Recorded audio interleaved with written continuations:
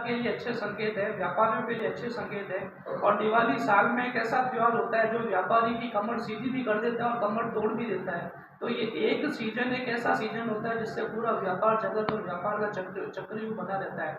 तो अगर ये सीजन अच्छी चली जाती है तो टेक्सटाइल बाजार में बहुत अच्छा माहौल और व्यापारियों के बीच में बहुत अच्छा खुशहाली का माहौल रहने वाला है।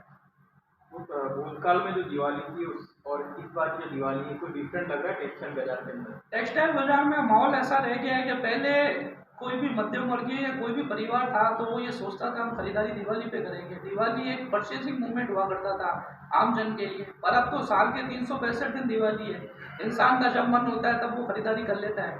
पर दिवाली के अंदर एक उम्मीद होती है, हर परिवार को एक खरीदारी का एक अवसर होता है, बाजार में व्यापारियों के लिए अवसर होता है। क्योंकि हम लक्ष्मी की पूजा करते हैं, साल में एक बार ऐसा दिन आता है कि लक्ष्मी माता की हम पूजा करते हैं। 365 दिन धन कमाने वाले व्यापारी एक दिन सिर्फ उस धन की पूजा करते हैं, तो वो सीजन बहुत मायने रखता है व्यापार जगत के लिए, हमारे सनातन धर्म के लिए। तो दिवाली का सीजन अच्छा जाना यानी 364 दिन एक राहत का संकेत होता है।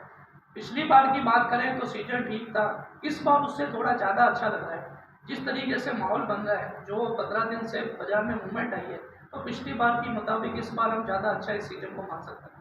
अप और डाउन के अंदर कितना डिफरेंट लग रहा है इस बार? डिफरेंस कुछ भी नहीं है, अप ही है, डाउन तो कुछ नज़र ही नहीं आ रहा है। अप का मूवमेंट ही लग रहा है और हम तो यही कल्पना करेंगे, यही ईश्वर से प्रार्थना करेंगे, आप ही हमको, व्यापारी की तो यही चाहत होती है सीजन अप रहे, डाउन की तरफ तो कभी हम जाते नहीं है।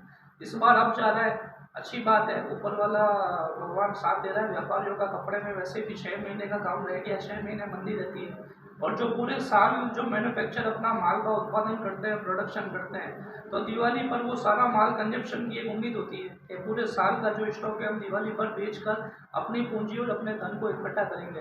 तो ये जो सीजन, ये जो साल है, पिछली बार के मुताबिक अच्छा जाने वाला है और अच्छा ही रहेगा आगे भी। आने वाले 4-5 महीने भी सीजन ही है बाजार के लिए। अहमदाबाद और सूरत में टेक्सटाइल बाजार का किस तरह से अभी क्रेज दिख रहा है? और देखिए, सबसे ज़्यादा जो भी जैसे आप दिवाली की बात करें, तो दिवाली के अंदर किस तरह से सूरत और अहमदाबाद का अपिंग और डाउनिंग देखा जाएगा? सूरत की बात करें तो सूरत फैब्रिक बनाता है, फैब्रिक मैन्युफैक्चरिंग इंडस्ट्री कहा जाता है। वही अहमदाबाद उसी फैब्रिक को रेडीमेड में कन्वर्ट करता है। एक शहर कपड़े को बना रहा है और दूसरा शहर कपड़े को क्रिएशन कर रहा है, उसको मैन्युफैक्चरिंग कर रहा है। और उसी से ही अहमदाबाद से ही कपड़ा बनकर, रेडीमेड बनकर पूरे भारत के बाजारों में, और मैं तो कहता हूँ भारत ही नहीं, विश्व के अन्य बाजारों में भी एक्सपोर्ट होता है। फैशन इंडस्ट्रीज में अहमदाबाद बॉम्बे के बाद दूसरा नाम आता है, गढ़ माना जाता है। तो अहमदाबाद में अगर गिराकी का संकेत अच्छा है, मूवमेंट अच्छा है, तो उसका लाभ सूरत को भी मिलना है। सूरत की जो व्यूवर्स है, जो फैब्रिक बनाने वाली फैक्ट्रियाँ हैं, कंपनियाँ हैं, उनको भी इसका लाभ मिलना है। तो अहमदाबाद और सूरत दोनों एक दूसरे के सिमिलर है। एक शहर में अगर वातावरण अच्छा है तो जाहिर सी बात है दूसरे शहर में भी अच्छा होगा। जैसे राजकोट के बारे में, राजकोट की मंडी हो चाहे कोई भी मंडी हो, ये सब मंडियाँ अहमदाबाद के बाजार को लीड करती है। भारत का प्रमुख बाजार अहमदाबाद का बाजार है। यानी आपको एक उदाहरण के तौर पे समझाओ तो ये एक समुद्र है जहाँ छोटी छोटी नदियाँ आके मिलती है। तो नदियों में अगर जल का बहाव है तो समुद्र में भी होगा। राजकोट हो या जितने भी अन्य छोटे बाजार हो, वहाँ अगर खरीदारी है, भारत के शहर में अगर खरीदारी है, भारतीय लोग दिवाली सीजन को मना रहे हैं, दिवाली फेस्टिवल को मना रहे हैं, खरीदारी का माहौल कर रहे हैं, तो इसका फायदा सभी शहरों को, सभी बाजारों को मिल रहा है। और ऑनलाइन से जो व्यापार होता है उसको रिटेल व्यापारी को महंगा की उसके बाद मैं तो देश की जनता को ये बोलना चाहूँगा कि एक तो आप फोटो में देखकर जो माल खरीदते हो और एक आंखों के सामने खरीदते हो, अंतर तो दोनों में होता ही होता है। ऑनलाइन जो होती है वो एक स्क्रीन पे दिखाई गई चीज़ होती है और ऑफलाइन जो होती है वो आप दुकान पर जाकर पसंद करके लेते हो। तो कांच में दिखने वाली चीज़ और हाथ में दिखने वाली चीज़ में फ़र्क तो होगा ही होगा। तो भारतीय बाजारों के जितने भी भारतीय परिवार हैं, मैं उन सभी से यही दरख्वास्त करूँगा, आप भी किसी न किसी उद्योग से जुड़े हुए होंगे। आपके परिवार में भी कोई ना कोई सदस्य ऐसा होगा जो कोई व्यापार कर रहा होगा, कोई किसी ना किसी उद्योग से जुड़ा होगा।